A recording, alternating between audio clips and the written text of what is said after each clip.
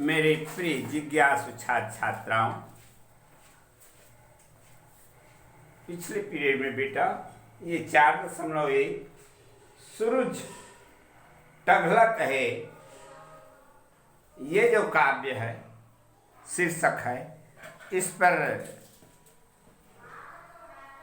माननीय पवन दीवान जी के वक्तव्य पर चर्चा चल रही थी। आ जाओ बेटा, कहाँ तक के हो गया तुम मालूम है ना? हैं? पाठ निकाल लिए हो? देखो, ये है पृष्ठ क्रमांक 87। नीचे की पंक्तियां देखो बेटा, है ना?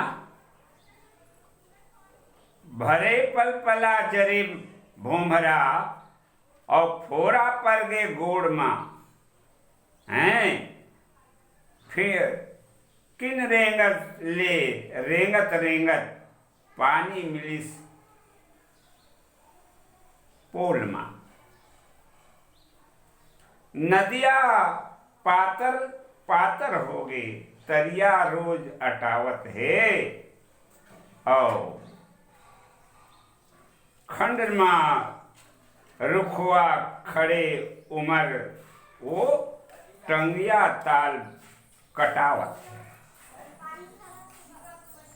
कविता की इन पंक्तियों में कवि पवन दीवान जी कहते हैं कि भगवान सूर्य नारायण के ग्रीष्म ऋतु के तीक्ष्ण किरणों से धरती इतनी तप जाती है। कितनी तप जाती है? तो कहे कि जो धूल है वो इतना गर्म हो जाता है जिसको कि कविवर ने भोमरा कहा है। भरे भोमरा पलपला रे, है ना? ऐसे स्थिति होती है, फोड़ा पर के गोड़ मां, तो पैरों में इस तरह से फोड़े निकल आ जाती हैं, है ना?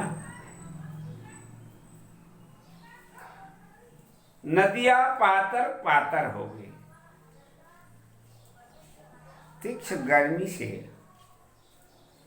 नदियों का पानी क्रमशः सूखने लग गया, और जैसे अन्य ऋतुओं में शरद या बरसात में जैसी नदियों में पानी बहता था, अब उनका प्रवाह जो है बहुत छोटा हो गया, पातर पातर कहता है। और तालाब इत्यादि गांव में देखने को मिलता है कि बहुत सारे तालाबों के पानी सूख गए, किंचित पानी जो है तालाबों में शेष रह जाती है। इस तरह से स्थिति जो है नदी और तालाब की कविवर ने चित्रांकन किए। आगे कहते हैं जो वृक्ष इत्यादि जो हैं उनकी स्थिति कुछ न पूछो, खड़े सुखावत हैं, सूख जाते हैं। किससे सूख जाते हैं ये वृक्ष? तो भगवान सूर्य नारायण की तीक्ष्ण किरणों से इनको जो है माँ धरती के गर्भ से पोषक तत्व पानी नहीं मिल पाता, और इस तरह से ये वृक्ष ठूठ हो जाते हैं, सूख जाते हैं। टंगिया ताल का हटकावत है, और टंगिया से इस प्रकार से ये काट लिए जाते हैं। ठीक है, आगे देखो बेटा।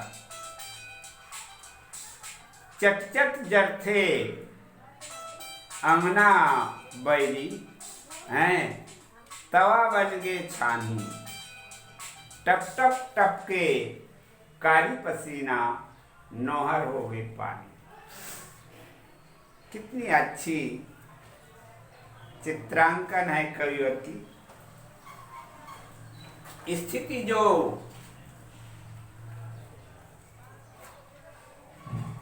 होती है घर में, उसका चित्रांकन किया है। चच्चर जब थे अंगना बैली, जब हम कमरे से बाहर निकलते हैं तो आंगन इतना तपा रहता है कि वास्तव में पैरों में इस तरह से बड़ी तीव्र गर्मी के कारण, तीव्र तेज के कारण इस तरह की स्थिति आती है ना।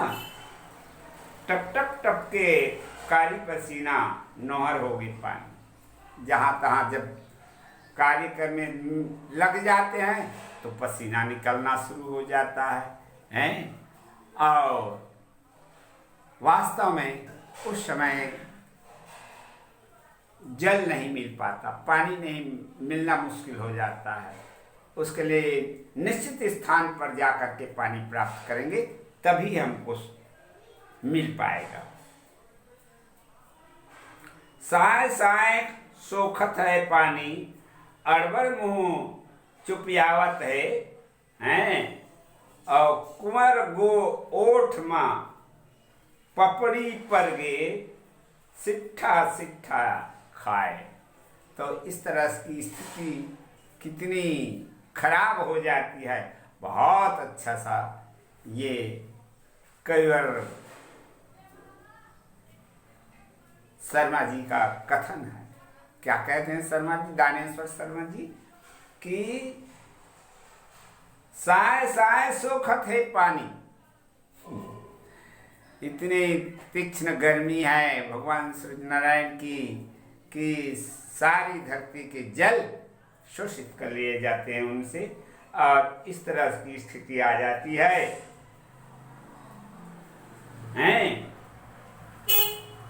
कुंवर ओट मा पपड़ी पर गई, है ना।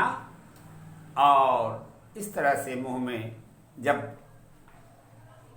चलते हैं, कहीं आते जाते हैं, तो गर्मी इतनी रहती है कि वास्तव में शरीर में जो है इतनी गर्मी आ जाती है, इतना तप जाता है शरीर कि पपड़ी आ जाती है ना। ऐसा कई बार कह रहा है कि ओट मा पपड़ी पर गए। पपड़ी पड़ना क्या बता रहा है? बड़ी तीव्र गर्मी के कारण स्थिति ऐसी आ जाती है सिट्ठा सिट्ठा खाए। और जो चीजें भोजन के रूप में या वस्तु जो मिलती है, लगता है बेस्वाद, है ना। उन दिनों में, गर्मी के ऋतु में, कोई चीज विशेष स्वादिष्ट नहीं महसूस होता। चारों कोती फूके आगी और तनमा बरगे भुर्रा हैं, खड़े में डरिया बैरी लागे हैं, सबके छाड़िस धुर्रा। तो उपरोक्त पंक्तियों में कविवर शर्मा जी प्रस्तुत करने जा रहे हैं, प्रस्तुत करते हैं कि चारों कोती फूके आगे, कोई ऐसा स्थान नहीं, वसुंधरा की सारी धरती, सारा जमीन, यत्र तत्र ग्रीष्म के कारण जो है बड़ा ही असह्य हो गया। खड़े मंझनिया बैरी लागे, जो मध्याह्न का समय अर्थात 1 बजे 2 बजे दिन का समय को कहते हैं मंझनिया। तो उस समय ऐसा लगता था कि ये कितना कब ये हटेगा, कब ये समय बीतेगा। ऐसे लोगों को बड़ी ही मुश्किल हो जाता है। दुख का समय बड़ा मुश्किल से कटता है ना बेटा। तो ये जो सात दोपहरी का समय है वो तीव्र गर्मी के कारण असह्य हो जाता है, जिसका कि वर्णन कई बार ने किया है कि क्या मंझनिया बैरी लागे, बड़ा ही मुश्किल से ये व्यतीत होता है, दुखद होता है। बैरी लागे का मतलब दुख देने वाला, सबके छाड़ी खुर्रा, सबकी स्थिति जो है क्या हो जाती है, बड़ी दुखद हो जाती है, असह्य हो जाती है। डामर लक लक ले तीपे है और लसलस लसलस लसलस है बैठत है, नस नस बिजली तार बने है ना, अगरी अगरी ऐचत है। देखे, डामर लक लक ले तीपे है। अब देखते हो रास्ते में आजकल डामरीकरण जो हुआ रहता है रास्ता, वहाँ जब सूर्य नारायण की तीक्ष्ण गर्मी पड़ती है, उनकी किरणें चमक लगती है, तो वो डामर जो है पिघल जाता है ना। अर्थात ठोस से वह द्रव रूप में रूपांतर होने की कोशिश करता है। और ये जो है बहुत ही असह्य हो जाता है। नस नस बिजली तार बने हैं, अंगरी अंगरी ऐठत है। इस तरह से शरीर में दर्द, शरीर की पीड़ा, शरीर की गर्मी के कारण असह्य हो जाती है ना। लकर लकर में कैसे रेंगाऊं, है ना, धकर धकर जी ला गए और हकर हकर के पथरा हो रहे हो, हर हर के दिन लागे। आगे कवियर शर्मा जी उपरोक्त पंक्तियों कहते हैं, लकर लकर में कैसे रेंगाऊं। आराम से चलने की स्थिति तो रह ही नहीं जाती।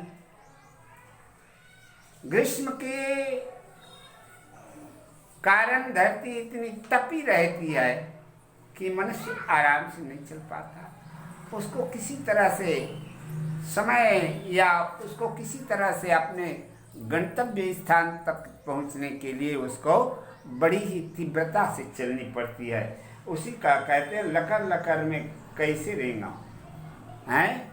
जल्दी जल्दी भी चलता हूँ तो मुझे चलने में बड़ी दिक्कत होती है, क्योंकि वसुंधरा या धरती पूर्ण रूपेण तपी रहती है।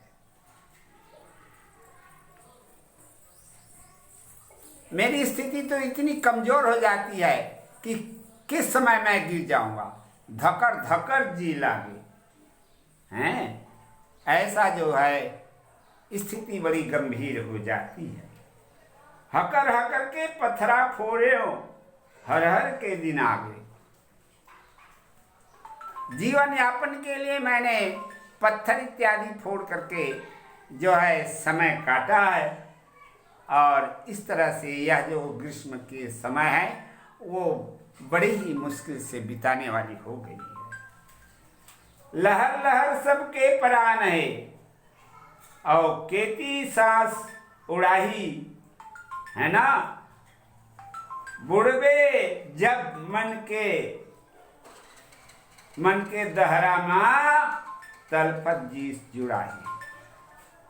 इस तरह से ग्रीष्म को शांति करने के लिए, ग्रीष्म से मुक्ति पाने के लिए, जब ये मजदूर, ये मेहनत करने वाला किसान अपने इस कर्म को छोड़ करके तालाब इत्यादि में जा करके जब डुबकी लगाता है, तब उसके जो गर्मी है वो शांत होती है। इसी को कह रहा है, बुढ़वे जब मन के दहरा माँ तलफत जुड़ाई।